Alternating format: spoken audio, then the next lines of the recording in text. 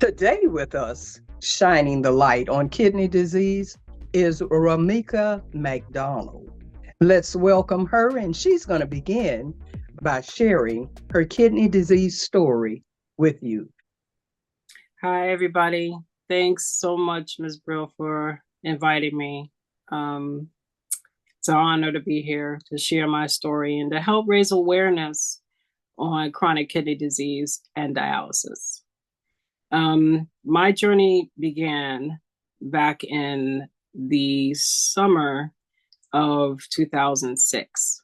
Um, when my husband and I went to the doctor, the OB, to take a pregnancy test. We took one at home and it read positive. We were happy. So we went to the doctor, the next day. And when they came back with the results, sure enough, we were positive. We were happy, our first child. But then I saw the concern on the doctor's face. She said, "Congratulations. Um, but your test also showed lots of protein in your urine." I didn't quite understand that. My husband and I, we asked, what was it? Isn't protein a good thing?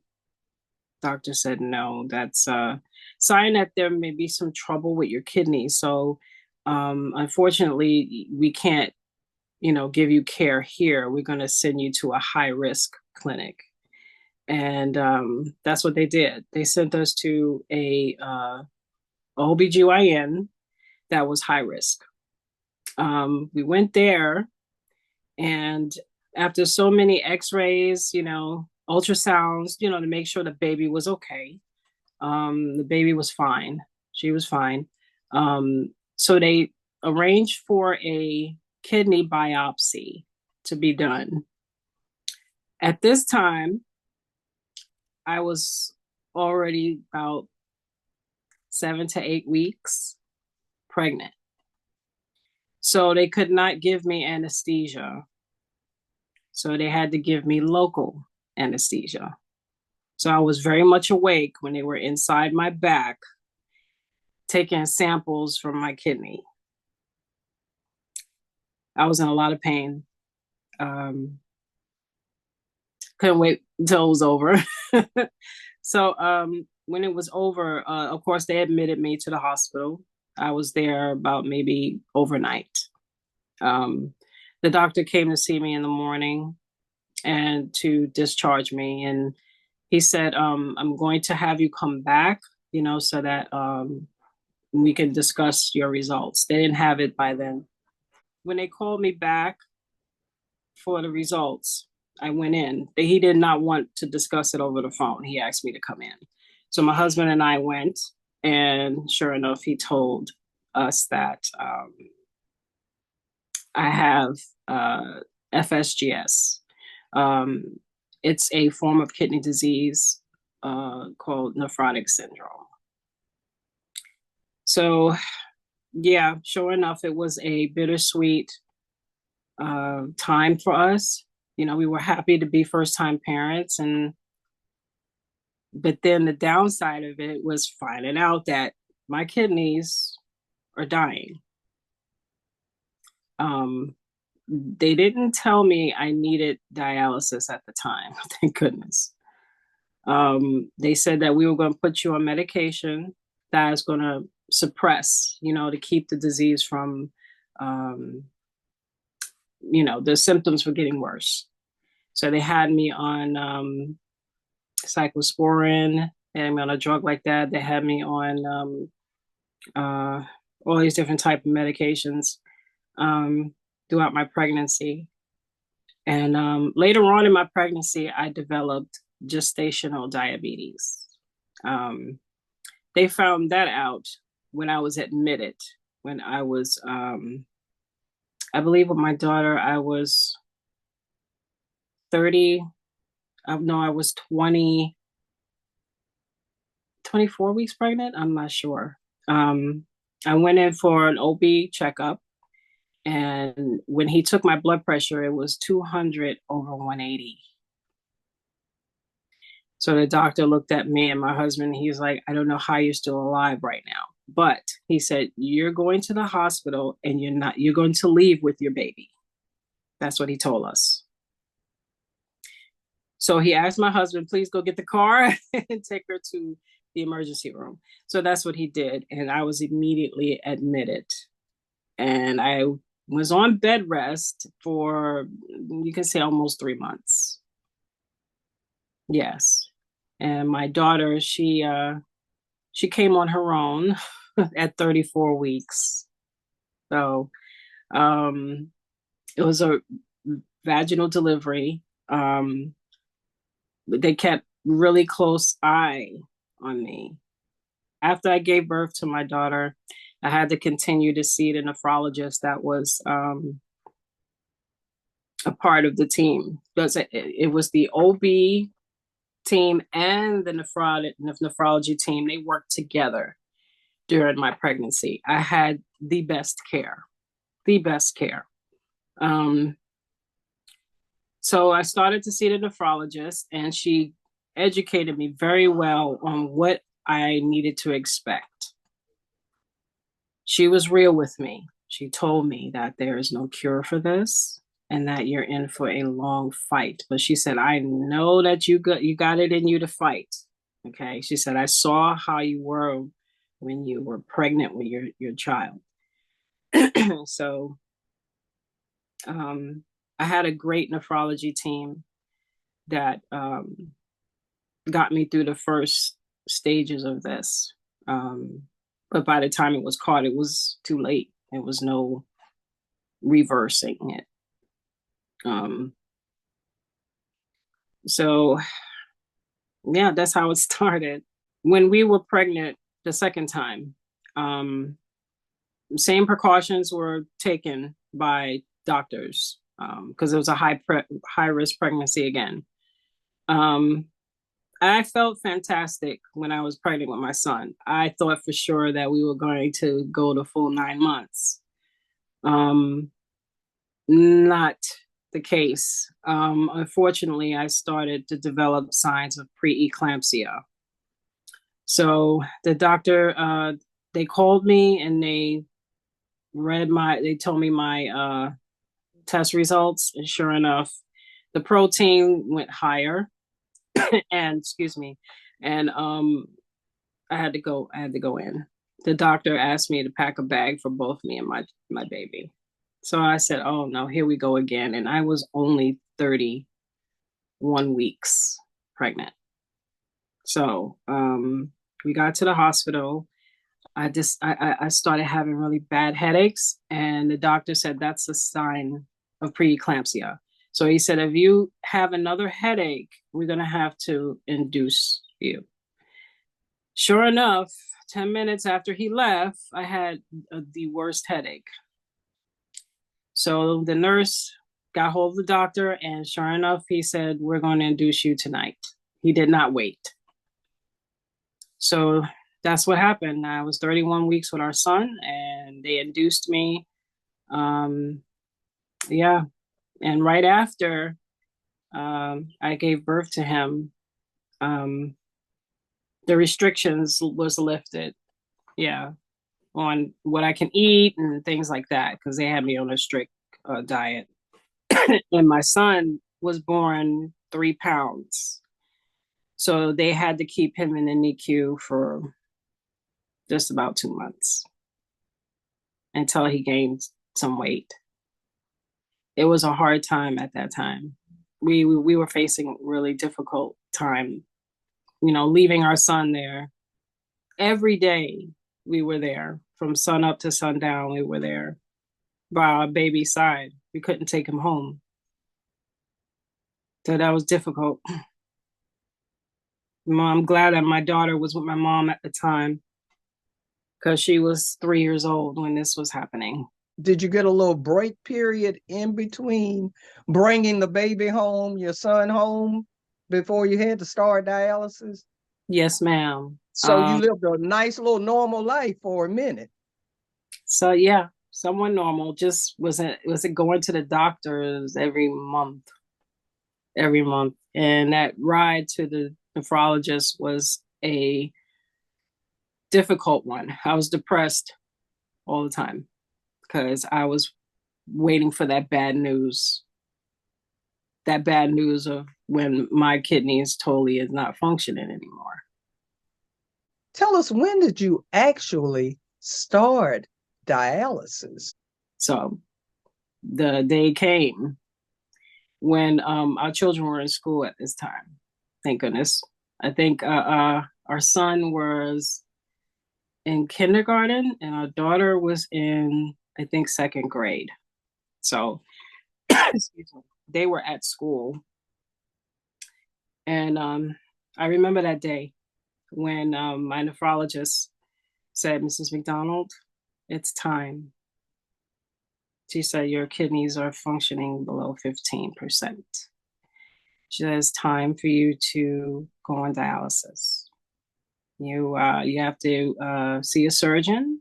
She said, I'll refer you to one that's going to put an access in your arm, a AV graft or AV fistula. She explained everything to me, and I really appreciate her for that. So, and that was the year, I believe, 2015. Yeah, is when I began dialysis. 2013, I'm sorry. So now, what type dialysis did you have in 2013? Hemo. Okay, where you went into the centers. For those who may not know what hemodialysis is. Yes, I went in center. I was in the dialysis clinic. And hemodialysis is where you have an access placed in your arm, and they go inside your arm with two needles, one for arterial and one for vascular. Your blood goes in for cleaning 5 times. All your blood comes out of your body 5 times through the machine, and it gets put back into your body. So it's cleaning. The machine is cleaning your blood. So I was going in every Monday, Wednesday, Friday for 3.5 hours was my chair time. I know now that you're on home dialysis. Share with us how that's working for you, and you'd rather do it at home than in the center. Yes, home dialysis is going well. I first heard about it almost a year after I first started dialysis. There was a new social worker that came into the clinic, and she saw when my husband would drop me off with our 2 children, because they were toddlers at the time when I started dialysis. So she saw my family, and she came over to my chair after I was hooked up, and she said, you're so young. She said, you have young babies. What are you doing here? And I looked at her, I said, I have to be here. She said, no. She said, have you heard of home dialysis? I was like, you could do it at home? That's what I said to her. I never heard of that in my life. She said, yes, you can. Oh, wow. I said, okay. I said, can I talk to my husband about it? She said, sure, and let me know tomorrow.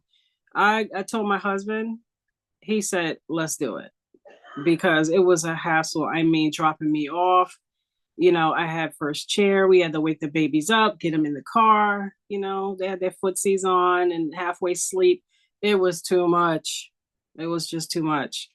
So, yeah, we were on board with it. And we began the training, both he and I, because he was my caregiver. And I think it was 8-week training. And we aced it. My husband, it was like he could do it in his sleep. So that's how I began my journey with home dialysis, and it's been great. I'm on 4 days a week, 3 hours. I pick and choose my my time when I want to do it. Sometimes, on my husband's days off, we'll get up early and get it done. Like today, we done it as early as we could. And sometimes we do it in the evening, watch a movie together while we do it, right in the living room, right in my recliner. I'm getting my blood clean. So now, how long have you been on dialysis? 11 years. That's a long time.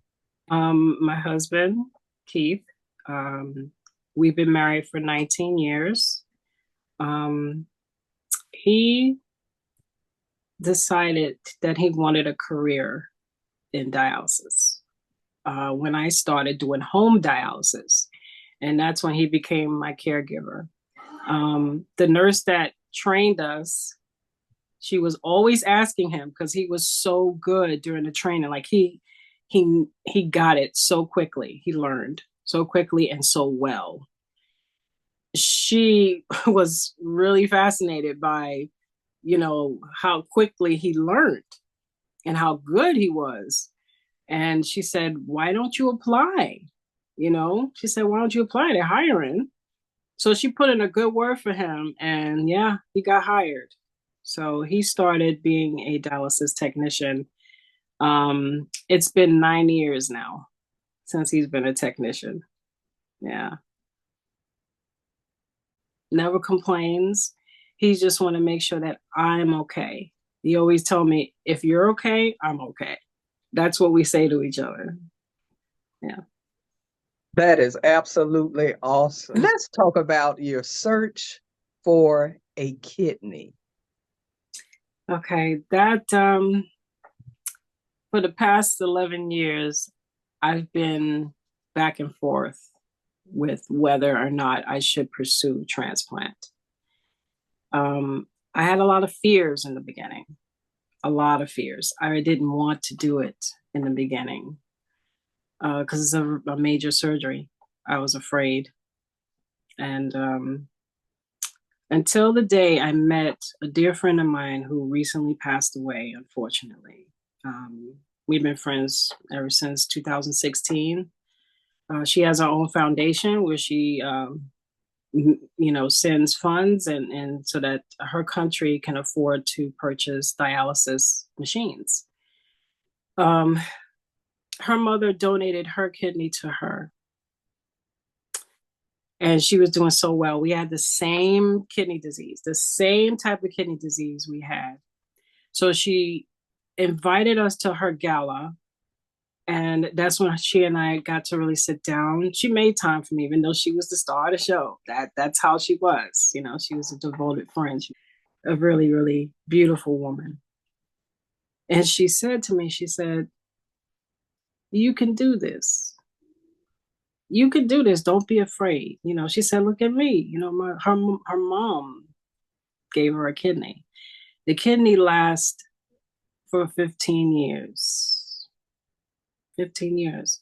I was afraid because my type of kidney disease is very aggressive. The immune system is literally attacking my kidneys. So I was afraid all these years that, okay, if I get the kidney, then my immune system is going to destroy it. And what's the point? So after talking with her, I kind of changed my mind. I was still, a little afraid. I didn't really make a decision back then. It wasn't until my best friend that passed away last summer died from CKD. Her body just couldn't take dialysis anymore. I was by her bedside every day when she was in hospice. We cried together, we laughed together, we prayed together. That was my bestie.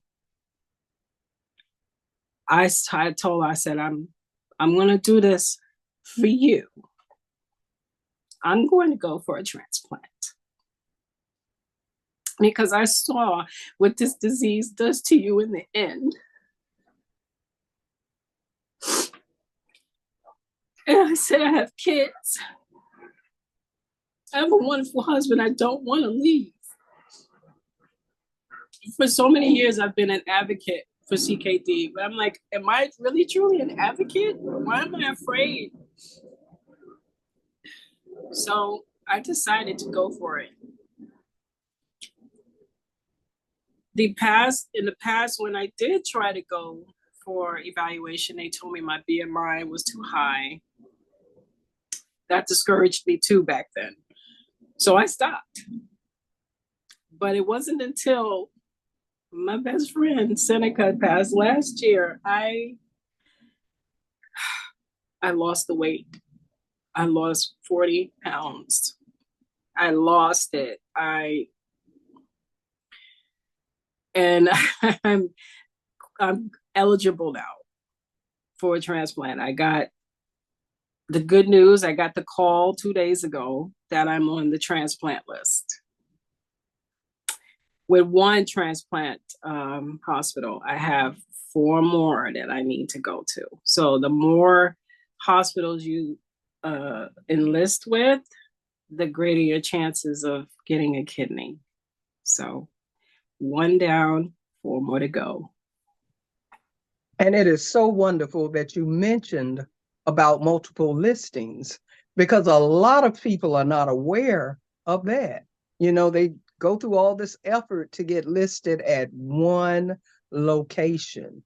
But actually, I don't know if it deals with the proximity of where you are, or can you just apply anywhere that you can get to within a certain amount of time?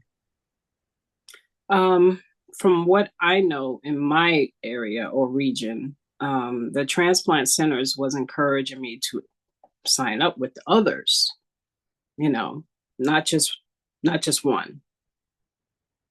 So I learned that from them. And of course, we know that that gives you a better chance. Now, are you seeking a living donor or a deceased donor? And there's another option also, paired donation. Are you familiar with that? I am. But right now, I'm seeking both living and I hate the word deceased. Yeah. Oh, okay.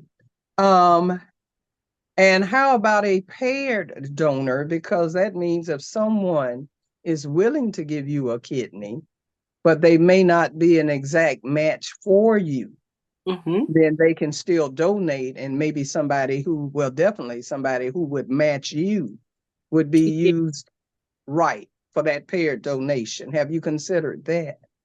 I've thought about it. I have. We don't know many people. It's just me, my husband, and my children, and my brother. My brother already got tested. Unfortunately, he's not a match. But I can ask him if he's willing to do that because he's in good health, yeah. How are you going about getting a living donor? What we plan to do is to make T-shirts, put the ad, if I may say, on our car, set up social media pages just for that, that. And I have friends that I can ask to advocate for me. I plan on asking, people with platforms in the kidney community. I plan on asking them if they can advocate for me. So the best thing when you're seeking a living donor is to get it out as much as you can, because you don't really know where that donor is. Who's going to see it? We know social media is the perfect tool right now to reach as many people that we normally couldn't reach in the run of a day. Yes. So those are all great ideas. And there are agencies out there also that help and assist with trying to help people find living donors. That's great. I didn't know about that. Might look for that as well, and also see how much it costs for a billboard. And that would be great too in your area. What area are you in? Just so if there's somebody listening and they feel they are close enough to do that for you? I'm in Birmingham, Alabama. If there is one thing that you would like to say to someone who's on dialysis and you think that a transplant would make a difference, what would you tell those people? Because I've come in contact with a lot of dialysis people. They don't have, and of course we know it's a personal choice. A transplant isn't for everybody. Right. But like you said, you stated what made the difference and what helped you to really make a good decision about taking the chance for it. What would you share with other dialysis patients? I would tell them, first of all, dialysis is not a death sentence. Also, it's important that they know their options. First of all, know that there's different types of dialysis that they can take full advantage of. There's not just in-center dialysis, but there's home hemodialysis, and there's also peritoneal dialysis. The peritoneal dialysis and the home hemodialysis you do in the comfort of your home. It's important that they know their different choices. And also, research transplants. Research kidney transplants. They have to see if it's right for them. And also know that transplant is another treatment. It is not a cure. And I would tell them, go for it. Go for it. Talk to your social worker. Let them know you're ready. That's what I did with mine. I told her, I'm ready. She said, let's do it. Yep. She was so happy. She sent out all the referrals. And those are all good closing words. As a double lung transplant recipient for 16 years, I know the importance. A transplant has really made a difference in my life. With just the additional years, of course, my donor, I had a deceased donor, and I honor that donor every day.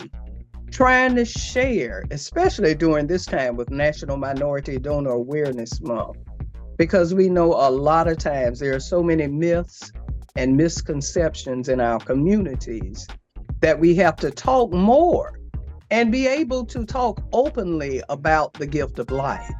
Right. So we thank you so very much for sharing your story with us, and hopefully you, like so many others, will be an inspiration to someone else. Thanks so much, Ms. Brill, for inviting me.